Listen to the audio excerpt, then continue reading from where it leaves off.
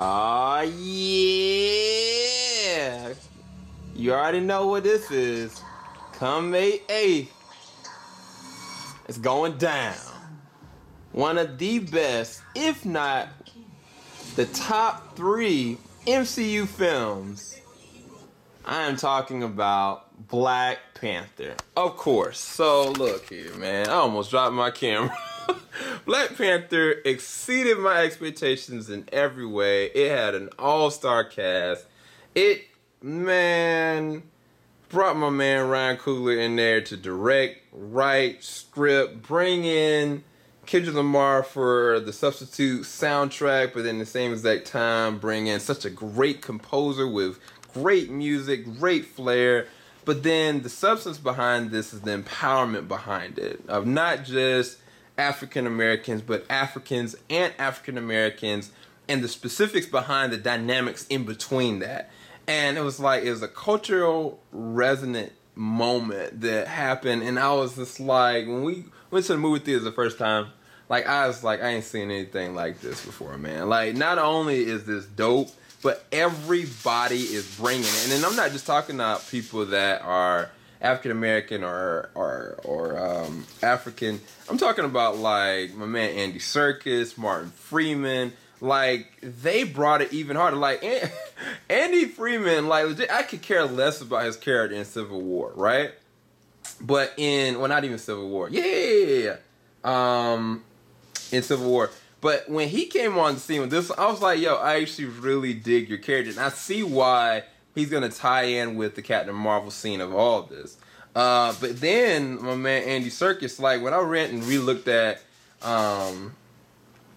Age of Ultron, and I was like, yo, they setting the tone and the setup for Black Panther. Like, he came back on the scene just, like, nailing it. Like, his performance was so great. But you know who did their thing? You know who really killed Killmonger? I'm talking about my man Eric. I'm talking about Michael B. Jordan. Nailed that role. Like, he brought it, man. Like, he was fierce. He was everything that you wanted in a villain. Not just substance, not just ambition, but purpose and drive. Like, reasoning why he was doing what he was doing. Like, you're to the point you're like, yo, what? Man, he might be right. Daggone. What am I supposed to do about it? But then you got other characters. You got M'Baku, who has some of the best one-liners in a freaking movie in years, man. And I think that the reality is, like, some of these characters that I just didn't know, like, I care about. Like, Shuri. Like, I think Latita... Oh, not Latita. Is that her name? I keep on getting her name wrong. Yeah, Latita Wright did such a great job as Shuri. Like, she's smart, she's funny, she's engaging. There are some cheesy moments here and there, and like, what are those? But they're all out of a good place, because that's what a kid would do, you know what I'm saying? Especially the young, like, sister to T'Challa. You got Lupita Nyong'o playing the role of Nakia, and then, of course, Denai Guerrero as Okoye. They were a powerhouse. Like, yo, their scene when they were in the casino fighting, they went hard. And the thing is, Denai, bro, like, she is a powerhouse action star, man. Like, legit, people might ask for her to have her own movie. Like, just to just to kind of get people tired over. But I mean, you know, you can't leave this out. You got to talk about the King. You got to talk about T'Challa. You got to talk about Michael B. Jordan. Not Michael B. Jordan. Man, I almost messed that up. Chadwick Boseman. Chadwick Boseman can do no wrong, man. Like, he did James Brown, Jackie Robinson, Thurgood Marshall, and now he is the King of Wakanda. And it's like, the thing is that, man, he had some battles, man, and this, man, he got beat down pretty bad.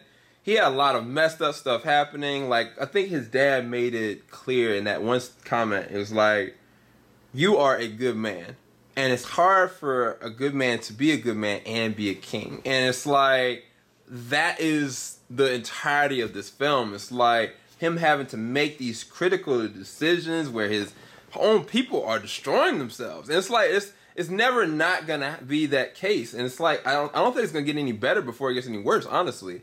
Even with him making that diplomatic decision of trying to help the outside, and it's gonna pay off eventually with Infinity War, but there are gonna be casualties from his decision from Infinity War of even being involved at all. So it's really resonant for the stepstone for Infinity War as much as the rest of the MCU. Like it is such a great film. It is so impactful, and like it's one of my favorite films on the Marvel Cinematic Universe. It is my number 2. I'm gonna say that. At first, it was my number 3 because it was Civil War, Guardians of the Galaxy, then it was Black Panther. Now I'm going to say it, man.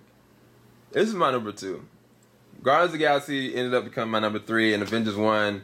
Wait, either Avengers 1 or Iron Man 1 became my number 4. So that's how I feel. 10 out of 10, of course, for me. But hopefully y'all enjoyed this, me recounting all these. Hopefully these were not all in vain. I kind of feel like they were.